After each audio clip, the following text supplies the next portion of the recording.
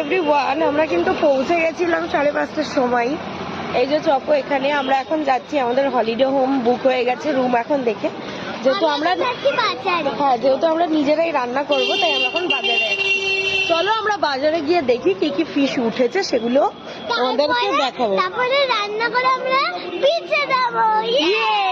শুভ সকাল বন্ধুরা, এই দেখো কত রকমের মাছ। গুড মর্নিং, দেখো সবাই, এই দেখো পমফ্রেট,